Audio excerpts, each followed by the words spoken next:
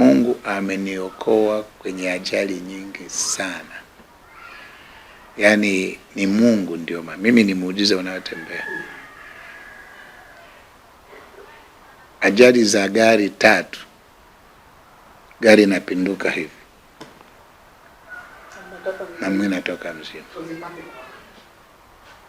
Siku moja tulikuwa mimi tunakwenda Kibondo.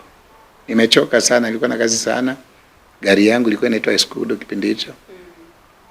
Akaja Mama Swai kama mkurugenzi wa WWK Taifa, alikuwa makamu. Yeah. Tunaenda kufanya mkutano wa mama Kibondo.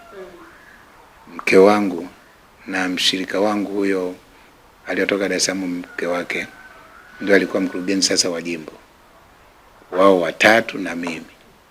Sasa mimi nikawa nimechoka sana, nikamuita kijana mmoja atusaidie kudrive twende Kibondo.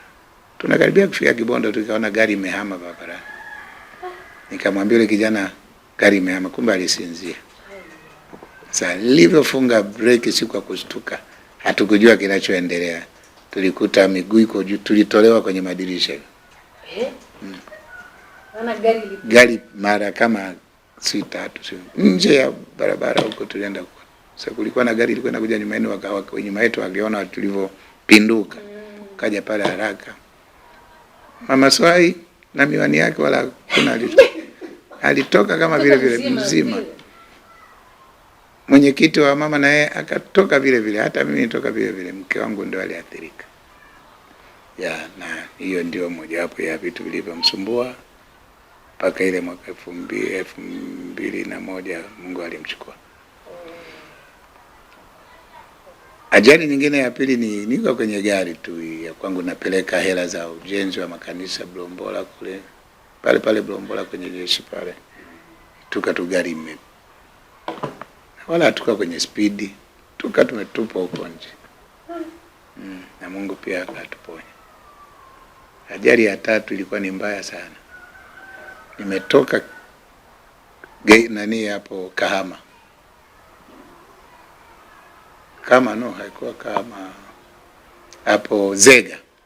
Toka Nzega tulikuwa na kikao. Ndio kipindi kile tulikuwa bado tuko jimbo la Magharibi. Sasa kikao tulifanya kilienda sana usiku. Asubuhi yake natakiwa niende Tabora, nichukue treni kwenda Kigoma. Saa asubuhi nikachukua gari kunipeleka Tabora. Ndani ya gari nilinena sana kwa lugha. Yaani kutoka Tabora hatukuongea na dereva mpaka kutoka Nzega, hatukuongea na dereva mpaka nimefika Tabora. Na nena tu kwa lugha. Basi nikafika Tabora. Kufika pa Tabora pale kuna jirani yetu. Kijana mmoja alikuwa jirani yetu. Alikuwa yeye hajaokoka, alikuwa Mroma. Akasema, mchungaji wewe unashuhudia mchungaji. Ninunulie Biblia, nikamnunulia. Tukaongea pale, alikuwa anatoka Dar es Salaam. Basi tukaingia kwenye gari. Tumeenda. Kale kijana kakaja kananitafuta. Kakaja maana mimi walikuwa wameniweka kwenye bewa ya kwanza. Na mzee wa kanisa pale Tabora alikuwa ni station master. Kwa ameniweka bewa ya kwanza, ilikuwa ni second class. Mekaa kule. Tumeenda. Kumbe kule mbele mvua ilinyesha. Sasa mimi kwa sababu ya ule mchoko nikawa nimelala. Kale kijana sikagundua nilipofika. Kakafungua. Askofu, nipeleke kula buffet. Kaambia wewe kijana nimechoka. Kaambia mimi sikuachi. Kidogo kanaanza kunivuta kwenye suruali. Maana ilikuwa kile kitanda cha juu. Njoo twende tukale. Nikamwambia wewe mtoto umerogwa au umetumwa, kuna kitu unaenda kwenye chakula. Tukagombana, ananivuta, ananiharakisha. Sasa wale vijana walikuwa nao kwenye kile chumba akasema baba nenda naye. Nenda tu mridhishe hata kama utakula. Sema nimechoka, usiku hatujalala. Nimechoka. Sema nenda tu mridhishe. Mimi simwachi huyu baba, mimi simwachi. Sema mtoto mbona kwa sababu ananiheshimu sana, huwa ananiheshimu sana. Lakini anavyoongea kama kalewa vile, yani adabu kama hana vile. Kama mtoto ana nini? Basi nikachuka. Yaani nilienda nimenuna. Tumeenda tukapita bewa ya kwanza, ya pili, ya tatu mpaka bewa ya 7. Ndio tumeenda kuta buffet. Kakaa pale, mpe mzee chakula, nikamwambia mimi sili. Basi mpe soda. Yeye akawa ameagiza chakula. Tumekaa hapo kama dakika 10-15. Treni ilikuwa kama vile ndege inaenda kupanda. Ikavuta tukaanza kugongana vitu, chupa ziko na wale wanywa pombe pale, chupa zikaanza kugongana, baadaye tukasikia kama dakika 5 taa zimezima, kimya. Baba askofu, hebu jikague. Nikasimama jikagua, naye akajikagua. Tukaanza kusikia vilio. Bewa ya kwanza, bewa ya pili, bewa ya 3, watu wote wamekufa. Kumbe yule aliandaliwa na Mungu. Ya kwanza, ya pili, watu wote wamekufa. Ndio nikajua Mungu. Acha kumbe Mungu alimtuma. Tumekaa usiku hapo Kigoma, wakaleta magari kuja kuchukua majeruhi na waliokufa na mabegi yale wakasomba. Sasa kumbe begi yangu na simu ilibaki kule, sikuja nayo. Sasa nyumbani wakawa napiga simu, inaita haipokelewi. Msiba ukatandikwa. Kanisa nzima wakaja nyumbani. Toka hiyo saa 7, ilikuwa saa 10 usiku mpaka saa 6 mchana wanapiga. Dabora wanasema alikuwa kwenye bewa la kwanza. Hapo wanaona kabisa dada yangu alikuwa ametoka kijijini kuja kujifungua mjini. Yuko pale nyumbani. Hapo wakapeleka Maweni kwenda kujifungua. Pressure imepanda. Msiba nimekuja sasa, tukaanza kuja kwa mguu ili magari yale yakija watakuja kutuchukua. Tumetembea mpaka kufika Uvinza pale kwenye saa 8 mchana. Wakasema mwende kuangalia begi zenu. Nikakuta begi yangu, simu zinapoita. Nikachukua ile kujibu mtu wa kwanza, mzee kiongozi. Ni wewe? Asema umepona? Sasa nimepona. Hawaamini. Shangwe zikaanza. Yupo. Kufika nyumbani ilikuwa nafikiri Ijumaa. Yule kijana ilibidi tuende naye kanisani. Kaambia kama nimepona ni huyo kijana. Lakini maskini ya Mungu alishatangulia naye mbele zake. Tukaingia kanisani, yule kijana asema huyo hapa ndio ametumiwa na Mungu. Kwa maisha yangu. Siku nyingine nimetoka kuhubiri kwa Masunga, Geita. Nimehubiri mkutano mkubwa. Nikatoka nihubiri kuanzia Jumatano mpaka Jumapili. Mkutano mkubwa sana. Jumapili ya usiku saa 11 tukaingia kwenye gari mimi na mke wangu na drive mpaka Kibondo. Kibondo nikasimamia mchungaji kikao cha uchaguzi cha section. Nikasimamia, nikamaliza, nikaenda Kasulu. Kasulu nikakutana na waangalizi na nikamaliza, nikafika Kigoma. Tufika Kigoma kwenye saa 11, saa 12. Basi kwa mchoko ule nikawa nimeoga. Kwa kawaida mimi huwa naangalia taarifa ya habari ya kawaida, baadaye nahamia kule kuangalia hiyo wale wakina Kikeki hiyo BBC. Basi nikamaliza BBC nikaenda kulala. Mama ndio enzi hizo walikuwa wanaangalia Maria Clara hizo nini na watoto wake hapo sebuleni. Kwenye saa 5 hivi siku Mungu alimwambiaje nenda chumbani. Akakuta nimeondoka. Umeondoka? Nimeenda mitaa ya mbinguni. Anafika pale sipo. Akatoka nje analia. Anaambia watoto baba yenu amekufa. Kunikuta sipo kabisa. Wakaanza kulia, majirani piga simu, watu wakaja wakanichukua kunikimbiza Maweni. Sipo. Sipo. Basi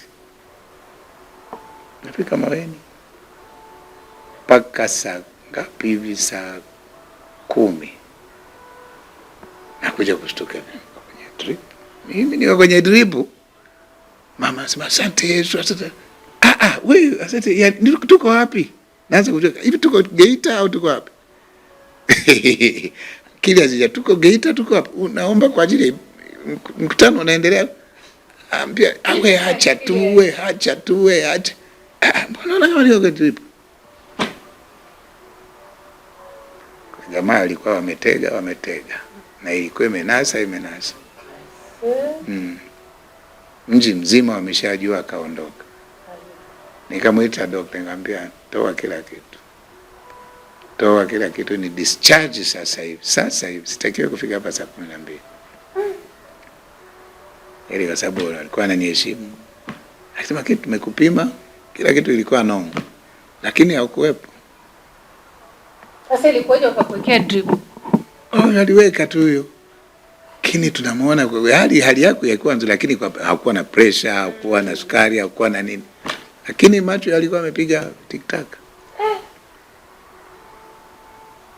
Basi kafungua, nikaondoka, nikaenda nyumbani. Saa 12 palikuwa patoshi hospitali. Palikuwa patoshi. Jamaa anakuja kudhibitisha.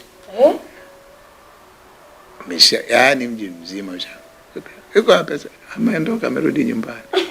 Yaani wamekuja kushuhudia. Amerudi nyumbani.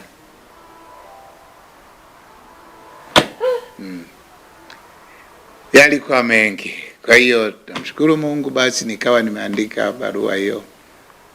Na Mungu akafanya hivyo, kutoka mbali akaridhia. Akaja kunileta hapa. Antonio. Kabla hujaja, ulivyotoka Kigoma kuja huku, mpaka unatoka kule Kigoma, kuzungumzia swala la uamsho, ulikuwa umefanikiwa kwa kiasi gani, na pengine makanisa au matawi ambayo ulikuwa umefanikiwa kufungua? Nilikuwa nimefungua makanisa mengi. Yani hata zaidi ya 10. Nilikuwa nimesomesha wachungaji wengi. Na kuna wengine ambao kupitia mimi walikuwa wanapata $25 kwa mwezi, angalau kujikimu maisha yao kupitia mimi. Ndio maana wakati nimekuja watu wengi watu wengi waliumia, walisikia vibaya. Kwa hiyo nilikuwa kila mwaka nilikuwa najenga kama makanisa 3 hivi kila mwaka, kupitia marafiki zangu wa nje na nini. Kwa hiyo chuo kile cha kupanda makanisa cha Kigoma, wao walikuja kuweka yale paa na zile nguzo. Kwa hiyo rafiki yangu mmoja akajitolea kumalizia kila kitu, kujenga kuta na kila kitu kumalizia. Kwa hiyo wachungaji wengi nimewagusa katika kuwasupport shule, kujenga makanisa. Masuala ya kijamii, pengine unaweza kugusia vitu ambavyo kwa wewe ulifanikiwa kuvifanya? Kijamii kama nilivyosema, nilishawahi kupeleka container ya vifaa vya hospitali kwenye hospitali ya Maweni, vingi tu. Nafikiri ilikuwa ni kipindi cha mkuu wa wilaya alikuwa John Mongera. Lakini pia nilivyosema kompyuta 50 kwenye library ya Kigoma. Hapa juzi tu kwenye nadhani ilikuwa baada ya corona au kabla, tulikuwa tunamaliza ile miaka 10 ya kwanza ya mpango mkakati. Katika kuhitimisha nilikuwa nimemwalika mkuu wa mkoa. Sasa mkuu wa mkoa akuwepo siku hiyo, akawa amemleta mkuu wa wilaya wa Kibondo wa Kasulu. Sasa tulitakiwa tufanye jambo fulani kwa jamii. Sasa kule Ujiji washirika waambia Ujiji kuna shule moja kule ina washirika, ina wanafunzi zaidi ya 1000 na kitu, lakini ina tundu la choo moja. Kwa tukaona tuwasaidie simenti kama 30. Sasa kwenye ile risala ndio yule mzungu akasikia, akauliza kwani hiyo shule ikoje, kwani gharama ni shilingi ngapi? Basi akaniuliza mimi nikamuuliza yule aliyokuja kwa niaba ya mkuu wa mkoa, akasema kama milioni 15 hivi. milioni 15. Basi yule mzungu akasema nikifika wiki ijayo Marekani nazituma hizo ili mjenge hiyo shule. Kwa hiyo na alipofika akatuma na hela zikaenda.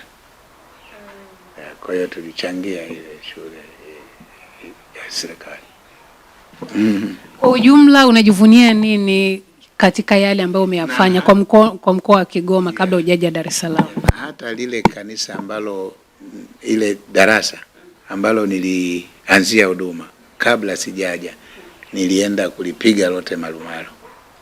Nikasema wanafunzi watakapokuja hapa kusali kwenye hili darasa liwe tofauti na madarasa mengine. Watu wanaposali hapa, kwa nini hili lina marumaru mengine hayana marumaru?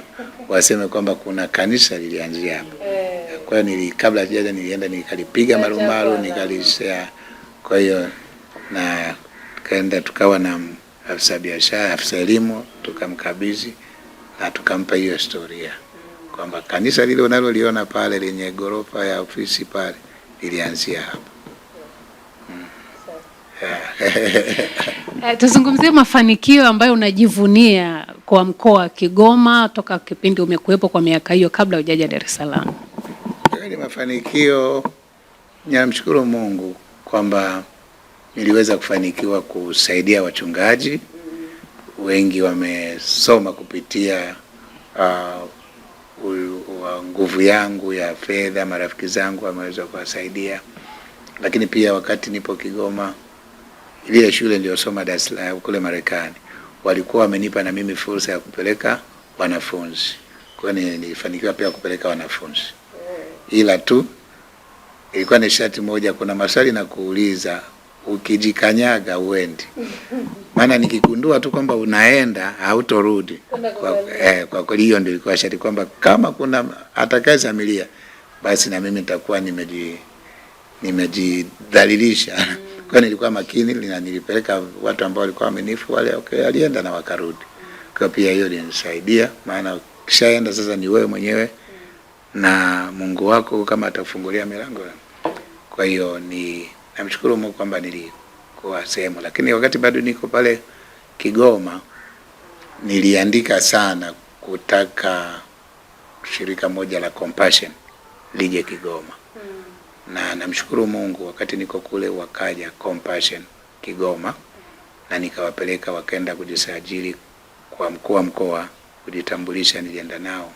Wale walichukua wanapoenda kanisani wanachukua watoto, kila kituo watoto 200, wanawasaidia kuanzia shule ya msingi mpaka sekondari.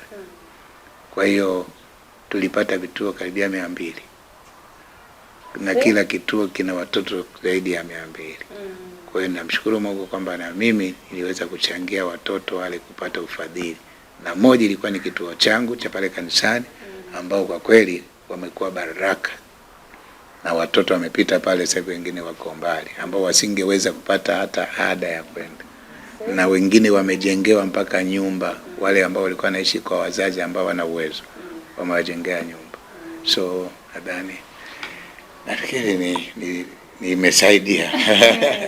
Kuna watu gani ambao kiwakumbuka, tunazungumzia bado tuko Kigoma, ambao wamekuwa sehemu ya kupush au kufanya huduma yako ikue, watu ambao huwezi kuwasahau, kama ni wazee wa kanisa au kwenye kanisa, au pia hata kama ni wachungaji tu au mtu yote ambaye alihusika kwa namna moja au nyingine kuhakikisha huduma yako inakuwa? Moja ni kwa kweli nilipokuja kwa Mungu, moja ni mchungaji wangu ambaye alishafariki, mzee Germos Aaron. Huyu ndio wale ambao walitambua kwamba sio pepo, ni nguvu ya Mungu. Huyu alinisaidia sana. Kwa hiyo mwingine alikuwa ni mzee Amani Mrengwa, na alikuwa ndio kiongozi wa Assemblies of God, hata kunisainia kwenda kusoma chuo cha Biblia. Mzee John Mrengwa ndio waliweza kunisaidia, na mwingine alikuwa mzee ambaye sasa nilikuwa nasali kwake, na yeye alikuwa mzee Kalumbi, na yeye alikuwa msaada sana. Kwa hao ndio walinibeba mpaka nikaenda chuo cha Biblia na Ukizungumzia kwa habari ya huduma kukua sasa, kwa maana ya mwitikio wa Injili na mafanikio ya huduma kwa ujumla mkoa wa Kigoma sasa hivi, unaweza kuzungumzaje kwa ufupi tu? Kwa sasa hivi kwa kweli umefunguka.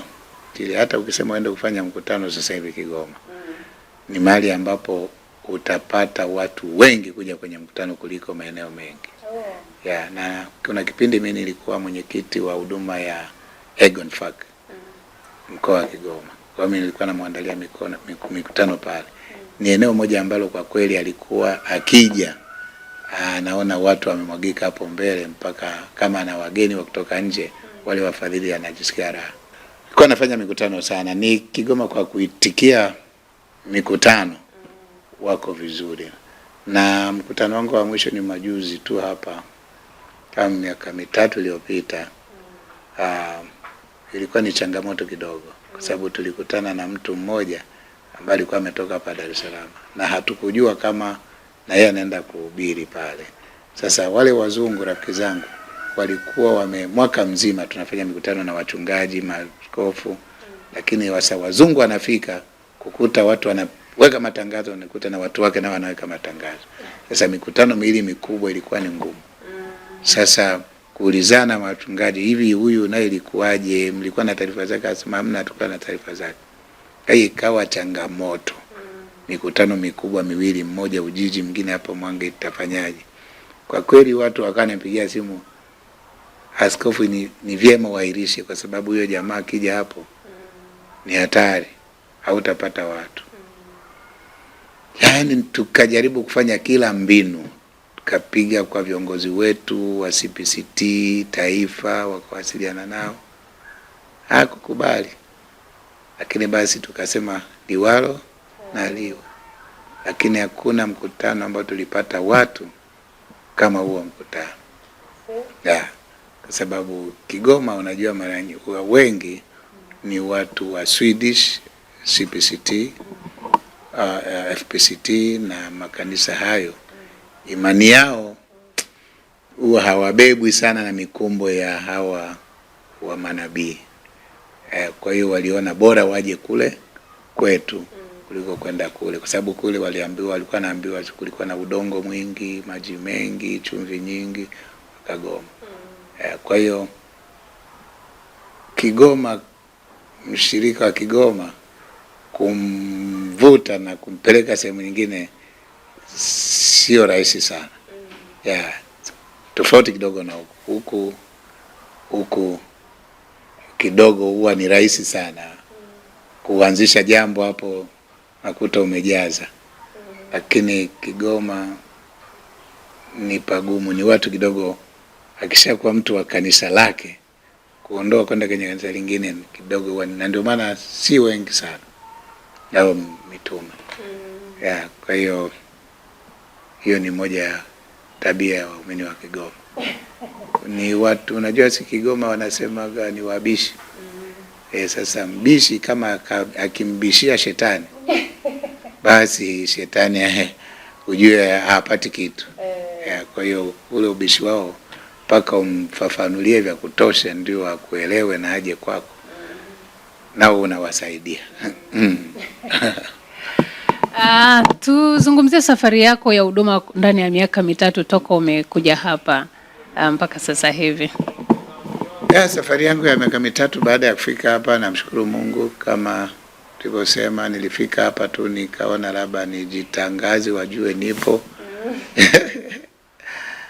Ajue nipo, nikaamua kufanya hicho tuliita kishindo cha wakoma. Maana kishindo cha wakoma kishindo, unajua kishindo ni kishindo. Tukafanya kishindo, tulikuwa na huduma hiyo ya tulichezesha mpira, ligi ya mpira, kuna timu hapa. Tukawaambia wajikusanye, sisi tutafadhili. Wakacheza mpira, tukasema mshindi wa kwanza tutampa mbuzi 2 na kombe, mshindi wa pili mbuzi 1 na watatu nadhani tulimpa sio kitu gani hapo. Lakini pia tukakusanya watu wa bodaboda kwa sababu watu wengi walikuwa wajui hapa. Wanahangaika sana. Kwa hiyo tukasema bodaboda wakijua mahali watatusaidia sana. Kwa hiyo tukawakusanya nao, tukaita traffic waje wawape seminar ya kwa hiyo tukanunua zile reflector jacket zile kama 200 tukawapa, na bodaboda walijaa hapa wengi, trafiki wakaja wakawafundisha. Kwa hiyo tukawa tumeandika kwenye zile reflector City Light Temple. Kwa hiyo walivyoenda kule, kwa hiyo hakuna mgeni wetu ambao sasa hivi wanapotea huko.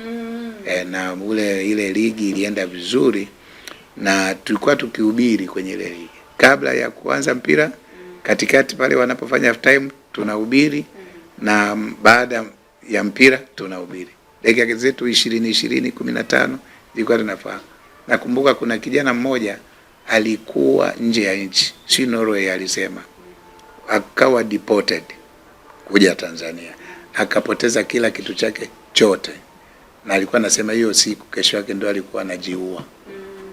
Sasa kwenye mkutano tunahubiri, ndo akaja pale analia machozi, wakamuombea na akairisha kujiua. Kwa hiyo tukamwona Mungu. Wakati nimekuja hapa hakukuwa na njia ya kupanda hapa. Hapo kulikuwa na mto hapo. Hapo kuna kidaraja sasa hivi. Kulikuwa na mto, mvua ikinyesha watu hawapiti. Kwenye magari hawapiti. Hata huko kulikuwa na mto mwingine, mvua ikinyesha watu hawapiti. Kulikuwa yani hapo kulikuwa na dimbwe ambayo mimi nikasema ili siliiti kitu kingine, naliita tu Yordani ili angalau nipate unapo. Hii gari yangu ilikuwa inapotea yote hapo. Kulikuwa maji, mvua ikinyesha tu maji yote yanaenda kutuama hapo. Tuliomba karibia mwaka mmoja, lakini Mungu amefanya. Daraja limejengwa, wametengeneza mitaro, maji yanapita. Kwa hiyo tukamwona Mungu. Tukamwona Mungu. Lakini pia kule Kigoma kuna soko moja linaitwa Soko Marungu. Ile soko lilianzishwa kwenye maeneo ya kanisa langu. Walikuwa wanapigwa marungu na askari. Mara wanahamia hapa, mara wanania hapa, mara wanahamia mpaka wakaja kuhamia pale mlangoni kwangu kwa kanisa. Kwa hiyo tulipokuwa tunafanya mikutano, hatakuwa tuna haja sana ya kufanya nguvu za kuita watu, maana watu wako hapa. Lakini namshukuru Mungu, na tena hapa wameletwa. Kuna mnada ambao umeletwa hapa jirani kila Jumapili. Hivi ukienda hapo utakuta pamejaa watu, ni maelfu kwa maelfu. Umeanza mwaka huu. Wameletwaje? Mungu kawaleta. Ule mnada wa Kigoma tena umenifuata. Kwa sina haja ya kufanya nguvu sana. Hii ndio maana tumenunua speaker. Ni kwenda hapo tu unajimwaga, watu wamejaa. Kwa kila Jumapili mnaenda? Yes, vijana wanaenda. Mungu amefungua milango. Ndio amefungua milango. Mwaka jana nimeenda Ujerumani. Nimetoka Ujerumani nikaenda Romania. Nikatoka Romania nikaja Ujerumani. Nikatoka Ujerumani nikaenda Ubelgiji, Brussels. Nikatoka Brussels nikaenda Paris. Kote unapata mialiko. Nikarudi tena Ujerumani. Kwa hiyo nilikaa hapo wiki kama 7 hivi, niko hapo nazunguka. Wakati huko ile shughuli ya uchaguzi inapita, mimi nilikuwa huko. Nirudi hapa mwezi wa 11 tarehe 30 nadhani, kwenda mwezi wa 12. Kwa hiyo ni hivyo, na Mungu amenipa sasa mafunuo ya kuandika vitabu. Ndio hicho nimeandika kitabu cha kuisikia sauti ya Mungu. Kama nilisema hivyo, kwa kweli mimi ninavyotembea na Mungu napaswa tu niandike sauti ya kuisikia na Mungu. Jinsi ya kuisikia sauti ya Mungu. Ndio kilikuwa kitabu changu cha kwanza. Kitabu cha pili ndio hiyo vijue vyanzo vya migogoro katika ndoa. Hicho cha kwanza umeshakitoa kabisa? Kuisikia sauti ya Mungu. Kisha toka muda mrefu sana, yani sana. Kinapatikana masoko wapi? Kiliisha na sija print. Na hicho cha kuisikia sauti ya hicho cha vijue vyanzo vya migogoro tulizindua hapa, na mgeni rasmi alikuwa Mramba. Ni kizuri, na kwa sababu nimekitengenezea hapa kanisani. Tuna kipindi tunaita kijiwe cha kahawa na mchungaji. Vijana na wanaume tunakaa kwenye kijiwe cha kahawa na tunakunywa kahawa kabisa. Basi humo ndio tunaongea mambo ya kuwa mwanaume bora au mwanamume bora. Nakutana hapa kanisani. Hapa kanisani, na tunaalika hata wengine wanakuja, na tunakuwa na kahawa kwa siku hiyo. Watu wanakunywa kahawa sana, na maswali yote na majibu, na tunaalika vijana ambao hawajaoa ili angalau waanze kupata jinsi namna gani ya kuja kuwa mume bora huko. Sasa mambo mengi yako kwenye kitabu cha Jua Vyanzo vya Migogoro. Ukishajua vyanzo vya migogoro, wanasema jiwe likishaonekana haliwezi kuwa jembe. Kwa hiyo ukishajua vyanzo utavikwepa vyanzo. Kwa hiyo hicho kitabu, hata nilipoenda Ujerumani, kila nilikoenda tulikuwa na kikombe cha kahawa. Nakumbuka kule Romania ndio kilipamba moto kweli. Maana ya Romania walikuja kwa sababu hiyo rafiki yangu alifahamu na hicho kitabu, ingawa kijawa kwa Kiingereza. Akasema huyu ana kitabu. Kwa hiyo yale aliyoko kwenye kitabu ndio jioni, njooni wanaume na wake zenu. Kwa tulikuwa na wakati mzuri, maswali na majibu, na ilikuwa nzuri sana Romania. Na hicho ulichozindua huko ni hicho kwa lugha ya Kiswahili au ni kingine? Hichi ni kingine. Hichi ni Mercy Found Me. Ni My Journey with God. Ndio hiyo safari yangu na Mungu toka nilivyookoka. Ndio hicho ulichokizindua Ujerumani? Hicho ambacho nimezindua South Africa. South Africa. Yes. Sasa tunakileta kwa Kiswahili. Ndipo tutafanya inauguration na releasing. Kukifanya wakfu, kiombea na wazee na kukiingiza sokoni. Na tunataka kiende, wale wa South Africa wanataka wakipeleke Amazon. Okay. Sina kina content nzuri, nataka kiende Amazon. Ulikuwaje ukapata ya mafunuo ya kufanya namna hiyo ya kufanya kama kunywa kahawa? Kunywa kahawa, maana nilisema zamani tulivyokuwa tunakuwa sisi, kabla ya kuoa kulikuwa vijana wanapelekwa mahali fulani. Wanaambiwa jinsi ambavyo wanaweza wakawa wanaume au waume wazuri. Wanafundishwa, lakini sasa hivi hii kitu haipo. Sasa kama haipo, inapaswa ipatikane kanisani. Sasa nikaiweka, kama kuna watu wanaweza wakaenda kwenye kijiwe wakanywa kahawa kuongea habari za Simba na Yanga, na mimi natengeneza kikao, kijiwe cha kahawa cha kutengeneza waume wazuri, ili kuepukana na kila leo tunasikia mtu kapigwa mapanga, sijui huyu kachomwa kisu. Kuna vyanzo vinavyosababisha. Kwa hiyo nikaona tuwe tunakaa na vijana ili wajue vyanzo vya migogoro.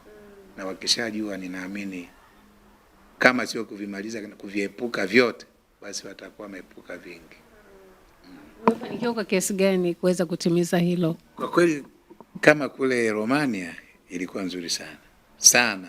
Na nakumbuka mchungaji mmoja na mke wake ndio walikuwa kama man of the match.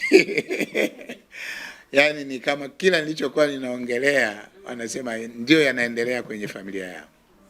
Lakini baadaye tulikuja kuomba na mpaka leo tunawasiliana na wanataka waje Tanzania. Kaambia mje kwenye kikao kijiwe cha kahawa cha Dar es Salaam.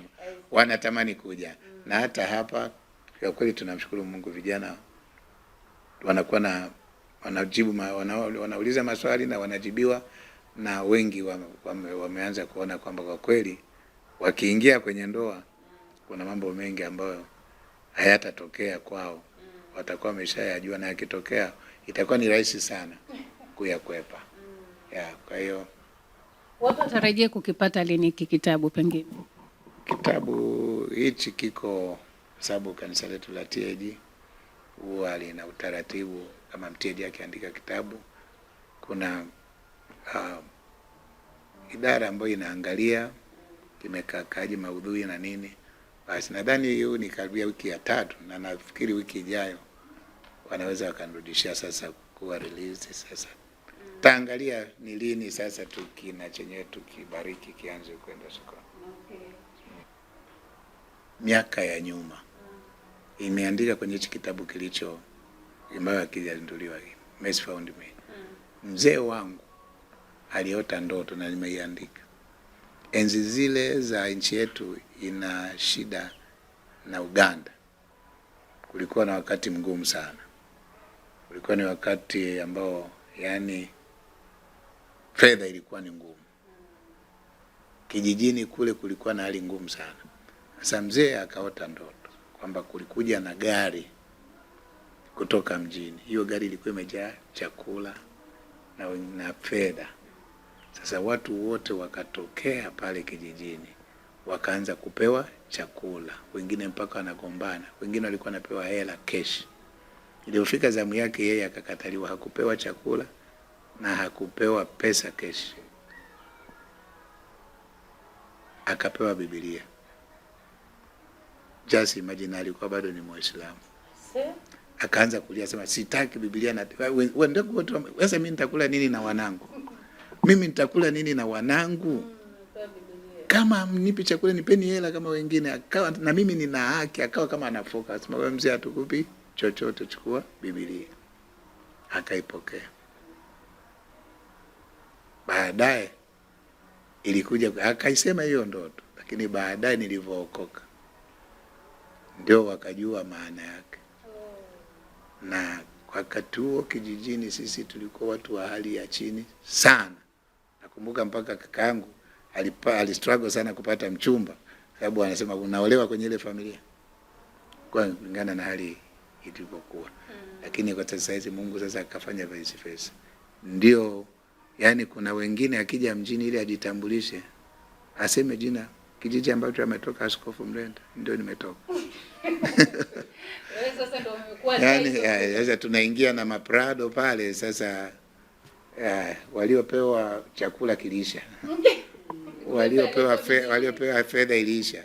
Lakini aliopewa Biblia anaendelea. Kwa hiyo ni ndoto nimeweka, ndoto ya baba kwenye kitabu chake. Jana ambao anaingia kazini huko kule South Africa, nilienda kwenye chuo kile. Nilienda nilipokuwa huko. Sasa walikuwa wamepanga maswali, kutoa maswali kwenye kile kitabu ananiuliza. Na akasema moja ya sumu ya huduma ni mafanikio. Kama haujui kwenda na mafanikio vizuri, mafanikio ni sumu sana. Watu wengi wameanguka kupitia kwenye mafanikio. Mafanikio wakati mwingine ni sumu. Ndio maana wakati mwingine Mungu anachelewa. Ni afadhali akuimarishe kwanza ili yakija uwe na uwezo wa kuistahimili. Lakini kama hujawa na uwezo wa kustahimili, mafanikio yakija unaweza ukaipoteza mbingu. Kwa hiyo nilikuwa naambia unapoona Mungu hajakupa anakuandaa vizuri. Kwa hiyo nilikuwa nawasaidia, walikuwa nauliza maswali na wasaidia. Una neno gani la mwisho kwa wachungaji na watumishi ambao wanakutazama sasa hivi katika safari ya huduma? Katika safari ya huduma naweza nikashauri kwamba ni safari ambayo unahitaji kumtumaini Mungu kwa 100%. Na usiingie kwenye huduma ya Mungu kwa kuangalia mtu mwingine yeyote. Usiangalie kushoto, usiangalie kulia. Muangalie yeye aliyekuita na uwe na uhakika kama ni yeye aliyekuita. Kwa sababu kuna watu wanaitwa wanajiita na wengine wanaitwa kwa kuangalia watu walivyo. Unaweza ukamwona mtu sasa hivi anatembea na gari, ujue ametoka wapi, amepitia maeneo gani, ukafikiri labda ilitoka from nowhere, lakini kuna gharama aliyoipitia wewe ukuona alikokuwa analipa hiyo gharama. Unakuja kumuona huku ameshaanza kutembea na magari. Unafikiri labda inatoka hapo. Kuna safari, na hiyo safari inahitaji kujikana. Ikitokea mshukuru Mungu, isipotokea wewe utaenda kupata tu uzima wa milele. Na ndio iwe lengo lako, uzima wa milele na kumtumikia Mungu bila kulipwa. Unaweza ukatoboa. Lakini ukiwa unatumika huku unaangalia mwenzako, ukiwa unatumika huku unaangalia wengine, huwezi kwenda mahali. Uwe kama mkimbiaji tu. Maana mkimbiaji akianza speed, akiwa anaangalia mwenzake, anaweza akaanguka. Kwa sababu anaenda huko anaangalia wenzake. Lakini kama atafocus bila kuangalia mtu mwingine, unaweza ukatoboa. Muangalie Mungu aliyekuita, wala usiangalie watu. Wengine wanaanza kuingia kwenye huduma kuangalia watu. Mimi nimeanzisha kanisa, hawajanisaidia, nimeandika huyu aliyekuita atakutokea. Nimepita miaka 3 hakunitokea. Pale nilipokata tamaa ndo akaanzia hapo. Kwa hiyo miaka 3 sio midogo. Miaka 3 sio midogo. Lakini Mungu hatimaye alijitokeza. na mpaka huyo mtoto aliyekuwa na mapepo ndugu yake bado yuko, nimemwacha kanisani. Lakini ya wale wapendwa Mungu walishatangulia, ila mtoto yupo kanisani. Pengine una neno gani kwa washirika wa mahali hapa ambao walikupokea ndani ya miaka hii mitatu na ushirikiano ambao wamekupa? Washirika hapa ninawashukuru kwa sababu mimi nilikuwa mpya kwao na wao walikuwa mpya kwangu. Sasa ni kama gari anakuja dereva mwingine. Sasa mwingine labda alikuwa anatembeza kwa spidi, au mwingine alikuwa kwenye makorongo anabamiza. Sasa kuadopt kutoka kwao yule na kuja kwangu, ilibidi hapo adjust mambo mengine. Kwa kweli nawashukuru sana, wamenipa ushirikiano wa kutosha, na hata kufanya jengo hili nipa ushirikiano wa kutosha. Jengo hilo la watoto walinipa ushirikiano wa kutosha. Kisima hiki ni rafiki yangu alitoa hela tukachimba, lakini hata hivyo ilihitajia katika watu wafanye washirikiane. Kwa hiyo wamekuwa baraka washirika wa kanisa hili, wamenipa ushirikiano mzuri sana.